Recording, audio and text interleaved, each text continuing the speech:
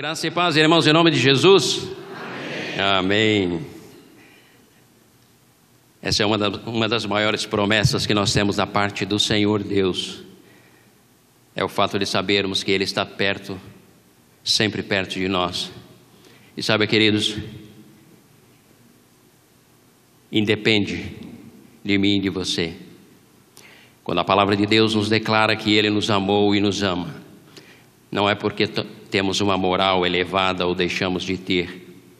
Não é porque somos mais santos ou menos santos do que quaisquer outras pessoas. O seu amor, a sua bondade e a sua companhia é incondicional.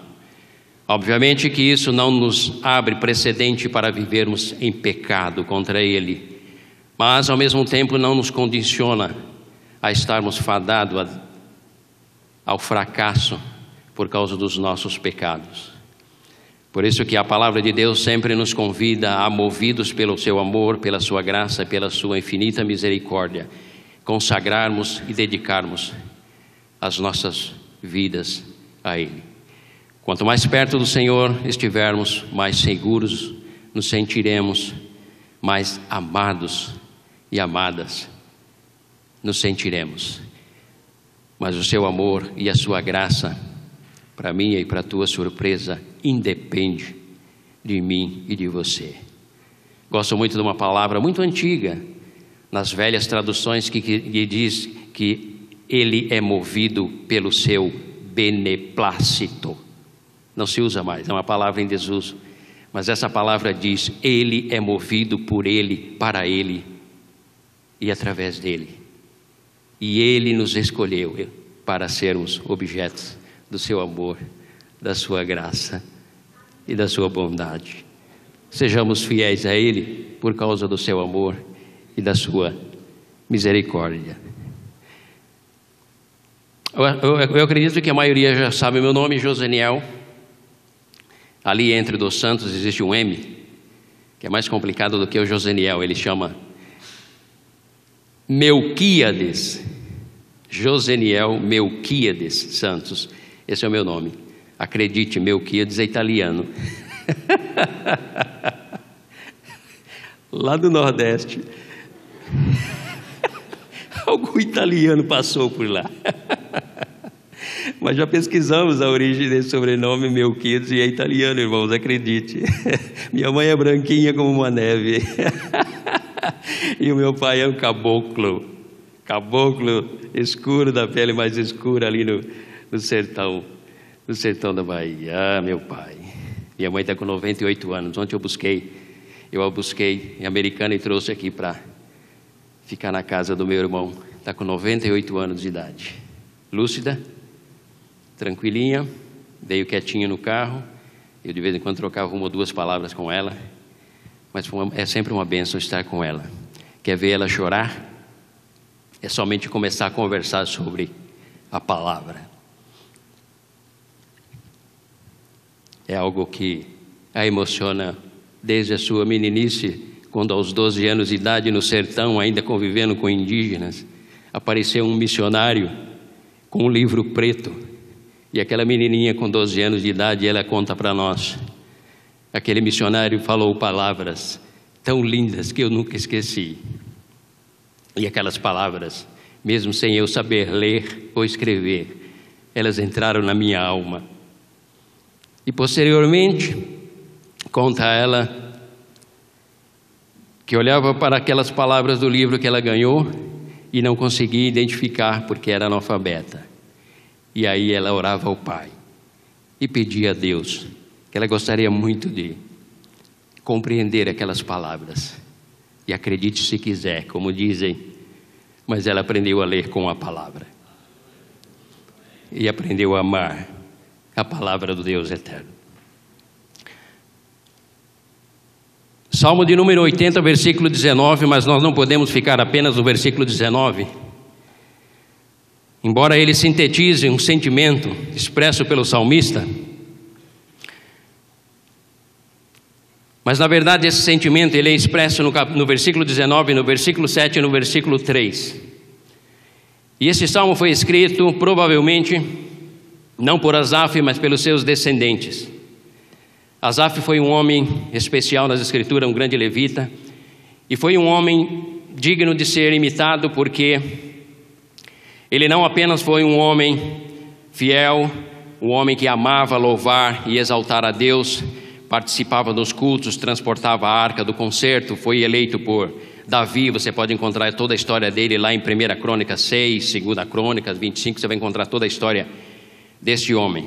Mas o Salmo de número 80 provavelmente não fora ele quem escrevera, porque ele narra acontecimentos e fatos bem posterior à sua própria existência, que já está lá bem adiante, já no período do cativeiro, tá? O período do cativeiro por parte da Síria, no Reino do Norte, 722 a.C., assim como também o cativeiro babilônico, 586 a.C. Essas duas partes, ou esses dois reinos, o Reino do Norte caiu primeiro e o Reino do Sul posteriormente. Mas Asaf foi um grande homem.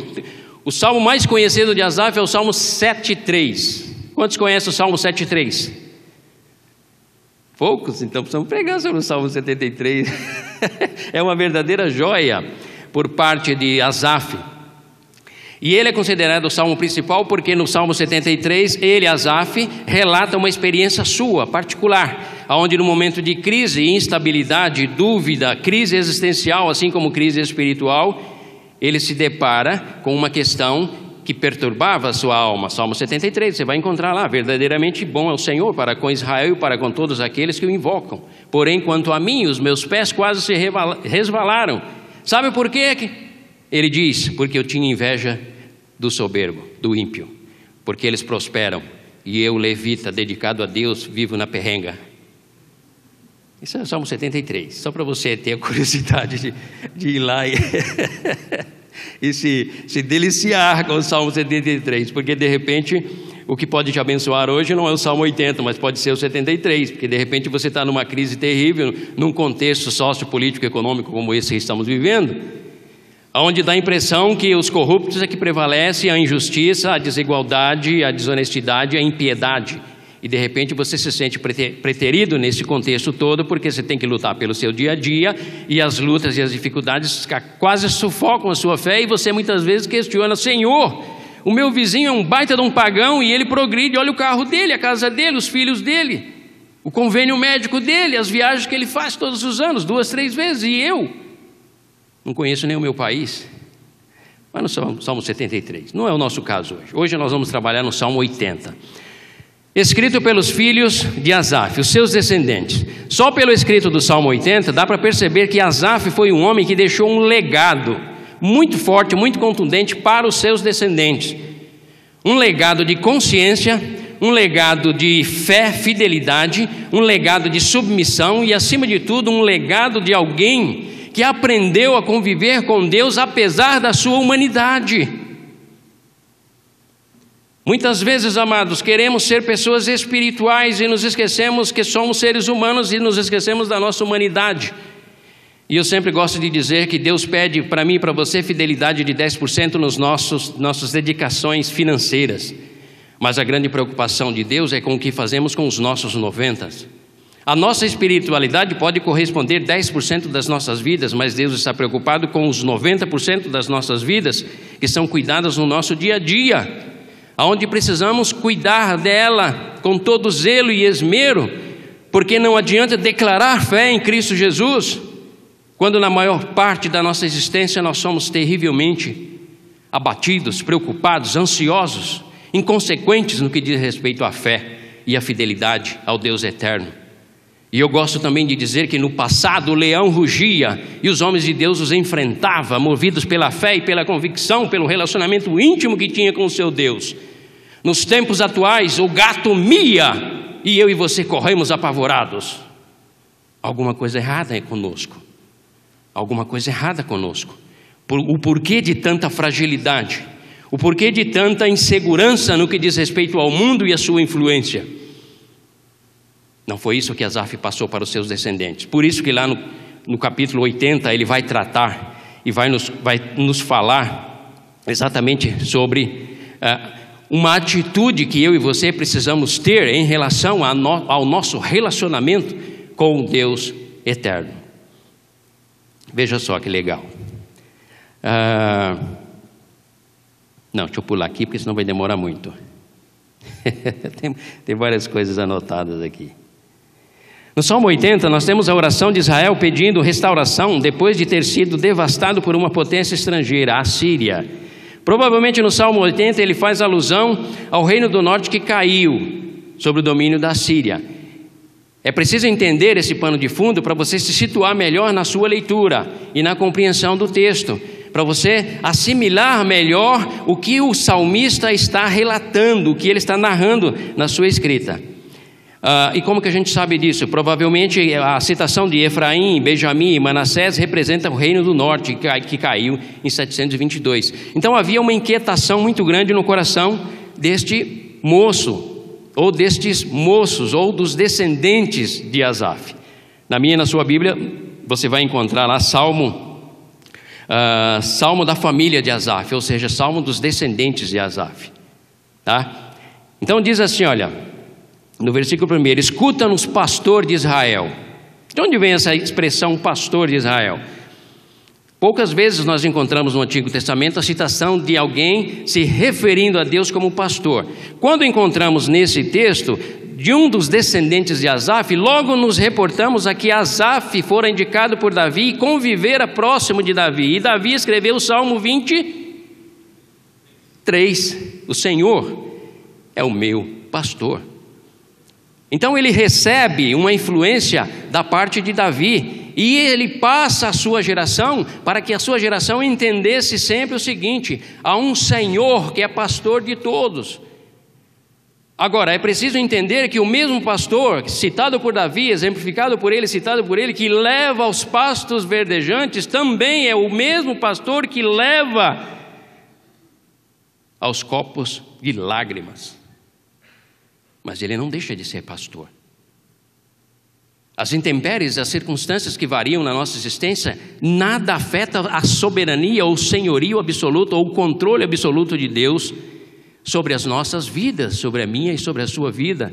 E quando não recebemos um legado de fé extremamente seguro e estável, as nossas vidas oscilam, variam conforme as circunstâncias e nos tornamos crentes vidagal. Já ouviram essa expressão? São aqueles que se alegram em Deus de acordo com o estado do seu fígado, de acordo com o seu estado emocional. A sua alegria oscila de acordo com o bem-estar ou o mal-estar, de acordo com a variação das circunstâncias. Quando na verdade, quando nós entendemos que o legado de fé que recebemos, seja por parte de Asaf, seja por parte das Escrituras, ou por parte dos nossos ancestrais, procura sempre, ou sempre procurou nos proporcionar uma confiança absoluta de que há um pastor que cuida das nossas vidas. Então o escritor do Salmo 80, ele diz: escuta-nos, pastor de Israel, tu que conduzes José como um rebanho, tu que tens o teu trono sobre os querubins, manifesta o teu esplendor diante de Efraim, Benjamim e Manassés, desperta o teu poder e vem salvar-nos. O que nós encontramos aí?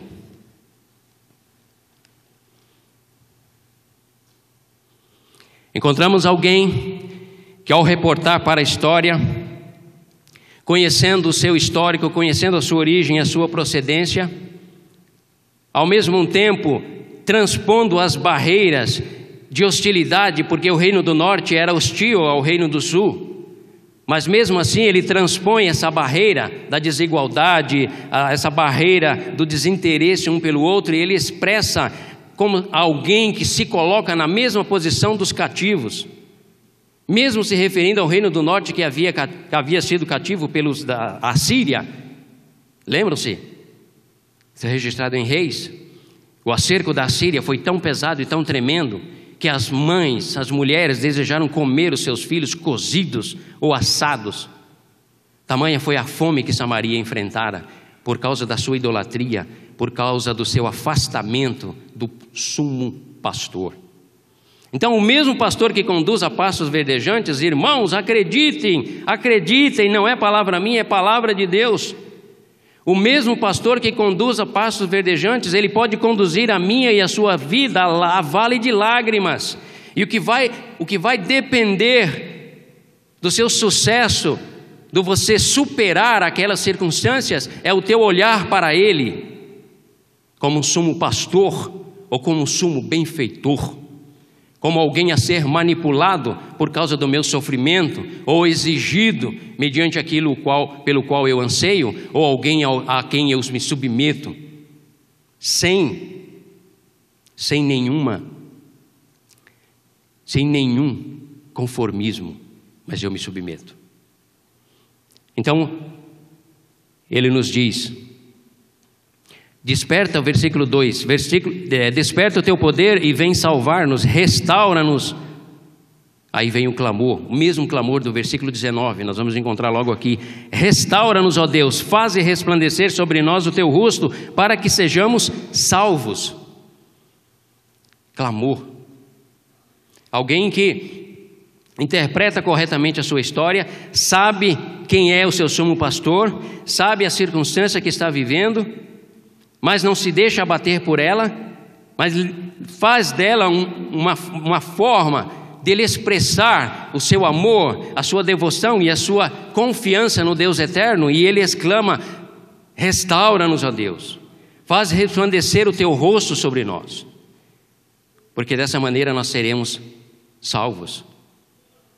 Salvação, queridos, existem dois aspectos, um estático e um dinâmico. No Novo Testamento nós aprendemos mais sobre salvação. No contexto, o que o salmista estava dizendo era: leva-nos de volta ao estado original, quando éramos a tua videira plantada, cultivada e dávamos bons frutos. Mas para nós no Novo Testamento diz respeito à eternidade que já nos foi garantida mediante o sacrifício propiciatório, expiatório, vicário da pessoa de Jesus, mas também diz respeito à constante salvação que eu e você precisamos experimentar no nosso dia a dia. Salvação das nossas fraquezas, salvação da nossa intempérie, salvação das nossas incertezas no que diz respeito ao futuro, salvação da insegurança que muitas vezes assola o coração do pai e de uma mãe, principalmente quando vê os seus filhos indo para as universidades, e lá é um ambiente tenebroso. Não é na escola dominical, quando ele é adolescente, que a fé deles será provada, serão nas universidades, porque irão conviver com toda espécie de pensamento, ideologia, filosofia, que são contrários, antagonicamente, radicalmente contrário à palavra de Deus, à santidade que nos é proposta, ao sumo pastor real e absoluto, que a palavra nos diz. Como que eu e você, como pai e como mãe, seremos salvos desse temor ou dessa insegurança? Invocando o sumo pastor e dizendo: tu és o meu sumo pastor e eu não temo o mundo. Sabe por que eu não temo o mundo? Não é porque eu sou grande coisa, não, é porque ele é grande. E eu não temo a influência da filosofia, da cultura, da arte ou de qualquer outra ideologia contrária a Deus. Sabe por quê? Porque aquele que está em Cristo é nova criação, foi gerado pelo poder do Pai. Então, há vários aspectos no que diz respeito à salvação, que no cotidiano da nossa existência, nós precisamos estar sendo salvos. Salvos muitas vezes de nós mesmos, da nossa insegurança emocional e de tudo aquilo que nos torna pessoas frágeis, no que diz respeito à vida, às circunstâncias que nos apertam. E aí ele continua dizendo: ó Senhor, Deus dos exércitos, versículo 4, até quando arderá a tua ira contra as orações do teu povo? Plenamente consciente. Se existe alguém na face da terra que tem todo o subsídio, tem toda a base para serem as pessoas mais conscientes da humanidade, somos nós, o povo de Deus, eu e você. Algumas pessoas acham que igreja é um ambiente de alienação, mas na verdade a igreja é um lugar onde nós nos tornamos pessoas cada vez mais conscientes e lúcidos, para sermos pessoas abençoadas e bem-sucedidas na face da terra, nós e os nossos descendentes. E ele sabia, o escritor, descendente aqui de Asaf, sabia que o Deus dos exércitos rejeita muitas vezes a oração do seu povo, principalmente quando a oração do seu povo é feita por formalidade, por mero formalismo. Porque se existe algo que o Deus eterno, o sumo pastor, espera de mim e de você, é um coração quebrantado e contrito, a esse o Senhor contemplará.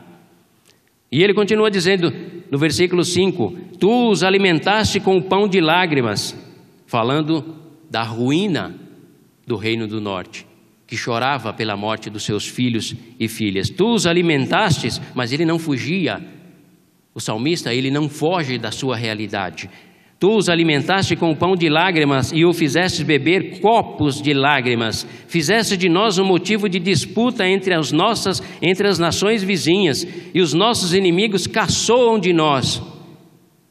E novamente ele volta a repetir: restaura-nos, ó Deus dos exércitos. Presta atenção, que na primeira declaração ele diz: restaura-nos, ó Deus. Na segunda declaração ele diz: restaura-nos, ó Deus dos exércitos.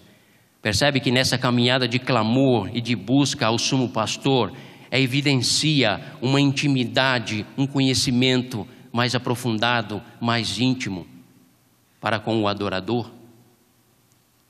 É por isso que Oséias 6,3 diz: conheçamos e prossigamos em conhecer o Senhor Deus, porque Ele é a nossa luz e Ele vai fazer brilhar.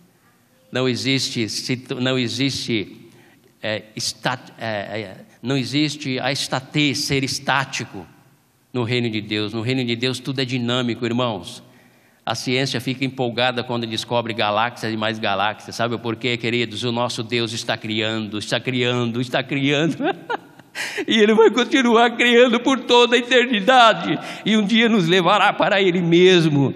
E nós experimentaremos de toda a sua glória, a qual a ciência não pode detalhar uma fração de segundo sequer. Mas nós desfrutaremos de tudo isso. Oh, Deus amado, nos ajude a entendermos o Senhor e a buscarmos a Tua glória e a glória do Teu ser, porque Tu és grande demais, Pai. No começo nós podemos te chamar de Deus, agora nós podemos te chamar Deus dos exércitos. Senhor, faze resplandecer sobre nós o Teu rosto para que sejamos salvos. Ou seja, derrama a Tua vida sobre nós. Resplandecer o rosto de Deus significa manifesta-te literalmente a nós. Fala ao coração de cada um dos Teus filhos e filhas, para que o invisível se torne visível. Aquilo que não é audível se torne audível. Aquilo que não é perceptível pelos olhos possa ser contemplado pela revelação do Teu poder e da Tua graça. Porque somos Teus, Pai. Estamos jejuando durante essas 7 semanas, não por ritualismo, não por negociata contigo. Estamos jejuando e orando ao Senhor porque queremos o Teu rosto resplandecendo sobre nós. O mesmo rosto que resplandeceu sobre Moisés e o fez brilhar como o sol, a ponto de ser necessário que ele utilizasse o véu. Restaura-nos, ó Deus dos exércitos, faze resplandecer sobre nós o Teu rosto para que sejamos salvos. Do Egito trouxestes uma videira, expulsaste as nações e a plantaste, limpastes o terreno, ela lançou raízes e encheu a terra, os montes foram cobertos pela sua sombra, e os mais altos cedros pelos seus ramos se estenderam até o mar, e os seus brotos até o rio. Por que derrubaste as suas cercas, permitindo que todos os que passam apanhem as suas uvas?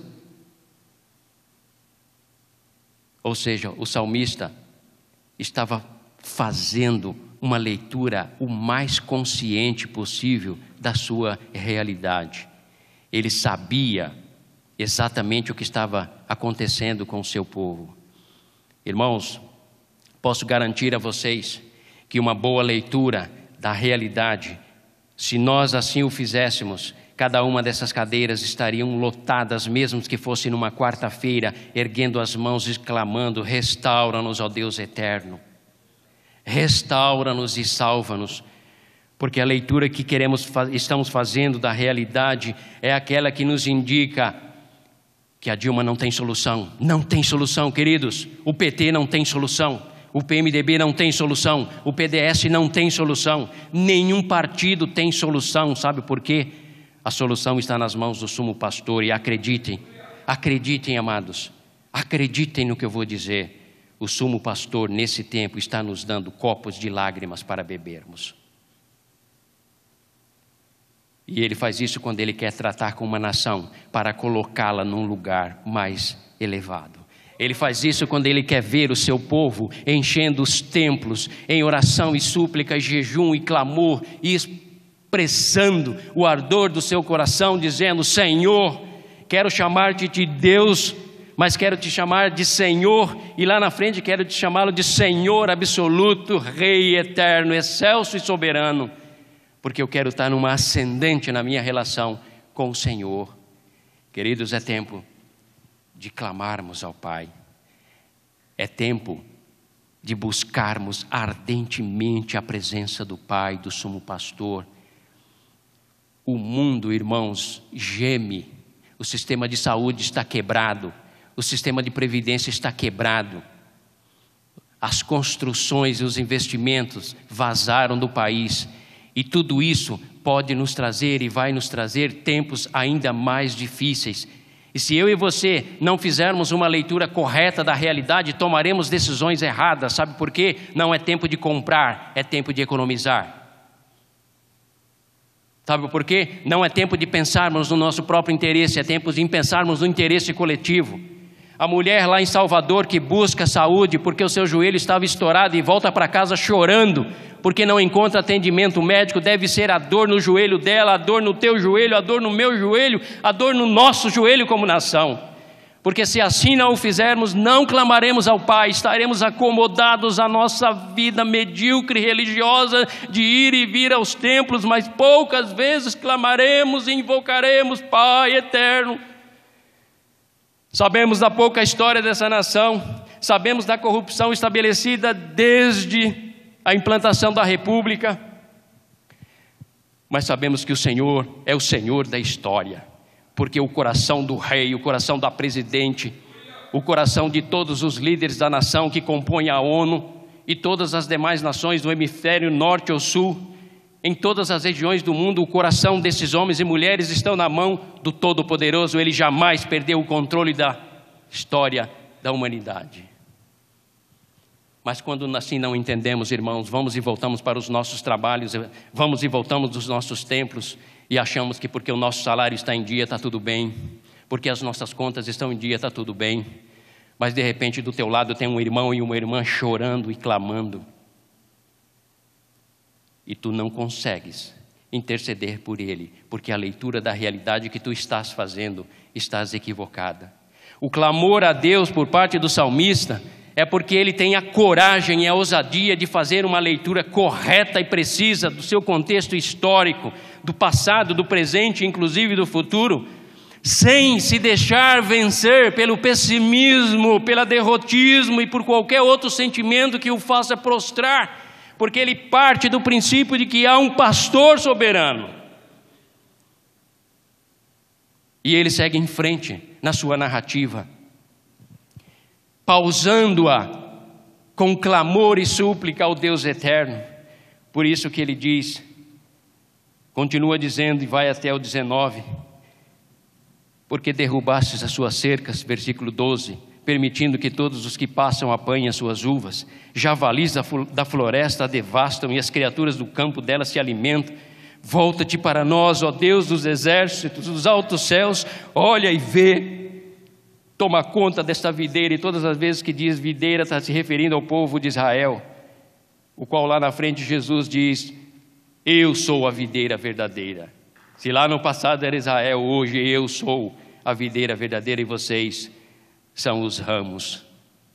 Toma conta dessa videira, da raiz que a tua mão direita plantou, do filho que para ti fizeste crescer, tua videira derrubada como lixo foi consumida pelo fogo, pela tua repreensão perece o teu povo, repouse a tua mão sobre aquele que puseste a tua mão direita, o filho do homem, já profético, falando do Messias, que para ti fizeste crescer, então não nos desviaremos de ti.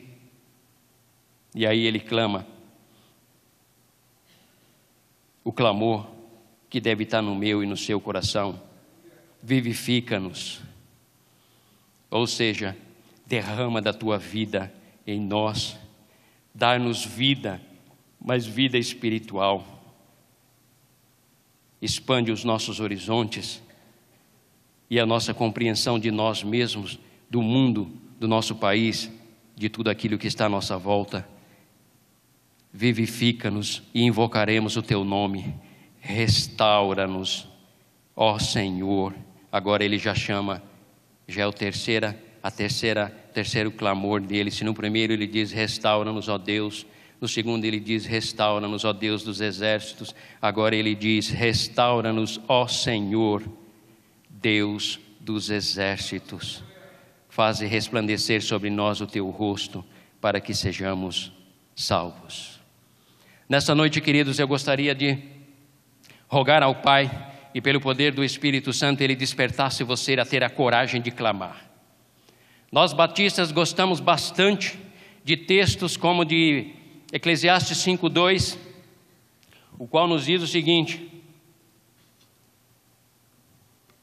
não permitas que tua boca fale precipitadamente, nem que teu coração impulsione a fazer promessas diante de Deus, afinal Deus está nos céus e tu apenas vives sobre a terra, portanto que tuas palavras sejam poucas e corretas. Gostamos de Mateus 6:7, quando orares não use de vãs repetições como fazem os pagãos, pois imaginam que devido ao seu muito falar serão ouvidos. Apoiados nesses textos, muitas vezes fazemos orações acomodadas e indiferentes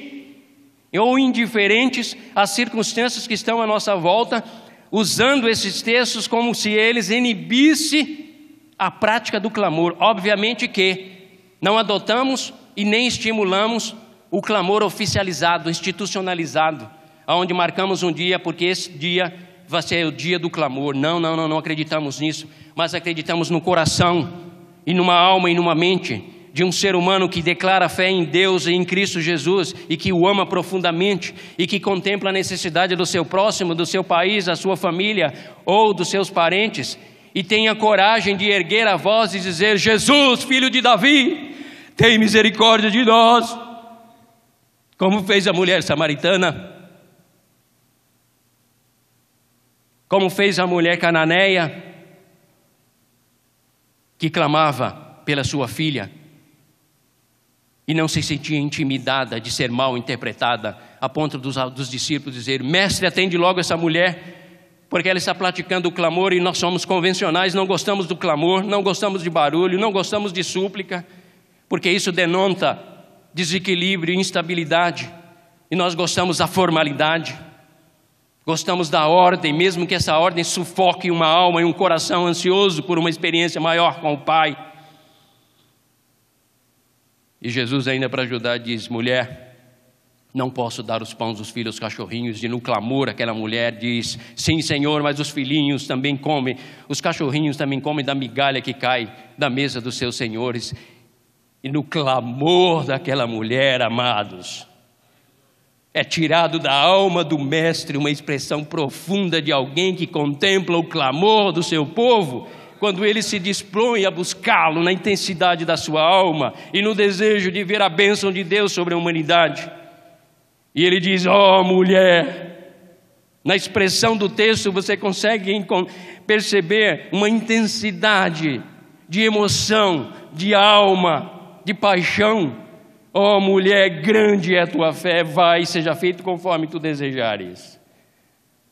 Queridos, Deus nessa noite diz: eu quero ouvir o teu clamor, meu irmão. Eu não quero ouvir as tuas orações formais, porque delas eu já estou cansado. Quero ver a tua alma se derramar diante da minha presença pelo povo sofredor do Nordeste, do Sudeste, do Centro-Oeste, do Rio, que tanto sofrem. E sabe, queridos, eu e você devemos isso ao mundo. Porque se existe um povo pelo qual a bênção de Deus passa para que a humanidade seja abençoada, sou eu e você. Por isso somos devedores, diz o apóstolo Paulo, tanto a gregos como a bárbaros, como a servos, como a livres, porque o amor de Deus foi derramado no meu coração. A oração palavra de Deus não é um patrimônio dos crentes ou da igreja evangélica, é um patrimônio da humanidade. A oração, a palavra de Deus é um patrimônio da humanidade, mas a humanidade terá acesso a esse patrimônio quando eu e você tivermos a coragem de sairmos do nosso comodismo e termos as nossas vidas transformadas, buscando o sumo pastor e tendo a coragem de clamar a Ele: Pai querido, Pai eterno. Clamo eu nessa hora pelos meus irmãos e irmãs que estão aqui nessa noite. E se porventura tiver alguém aqui desesperado pela falta de emprego, porque não tem conseguido sustentar o seu lar, a sua esposa, seus filhos e filhas queridos, eu quero clamar a Ti, Pai. Ouve a oração do Teu filho e dê a ele a honra e a dignidade de ter portas abertas no dia de amanhã. E clamamos porque somos igreja e a Tua falta é a minha falta. A Tua falta é a nossa falta. Quero clamar também ao Pai querido por qualquer irmão ou irmã que esteja com as suas emoções fragilizadas, com medo do futuro, com medo da perda do emprego, com medo do homem valente e traiçoeiro e violento que está na rua e que gera tanta insegurança e que de repente o pânico tenta assolar e as trevas assolar o teu coração, mesmo tu sendo crente em Cristo Jesus. Eu quero clamar ao Pai eterno: Senhor Jesus, derrama do Teu Espírito Santo no coração desse Teu filho, dessa Tua filha, para que ele entenda que ele está nas Tuas mãos, que ela está nas Tuas mãos. E nas Tuas mãos nem a morte, nem a vida pode nos separar. Nem a enfermidade, nem o passado, nem o presente, nem o futuro, nenhuma outra criatura pode te separar da mão daquele que te escolheu para ser filho e filha. Oh, Pai querido, somos Tua igreja e queremos ter a ousadia de clamar a Ti, com equilíbrio, com espiritualidade, mas acima de tudo com uma profunda submissão e um desejo ardente, Senhor Deus, de Te conhecer melhor. Se há alguém aqui entre nós que pouco lê a palavra de Deus porque não tem prazer nela, não descobriu o prazer e a alegria, Senhor Deus, eu quero clamar a Ti: faz o avivamento que fizestes lá em Esdras, quando o Teu servo apanhou o livro e começou a ler para o Teu povo, e o Teu povo chorava e se derramava diante da Tua presença pelas palavras que ouvia. Ah, Senhor Deus, nós precisamos amar a Tua palavra. Senhor Deus, eu quero clamar a Ti pelos homens da Tua igreja que estão aqui nessa noite. E eu quero clamar ao Senhor: se houver aqui algum homem que tem Satanás sussurrado no seu coração o desejo de deixar ou trair a sua esposa, eu quero pedir: Senhor, derrama a unção da paixão e do amor no coração deste homem, para que ele ame a sua esposa e seja abençoado. Quero clamar a Ti, Pai, pelas nossas irmãs.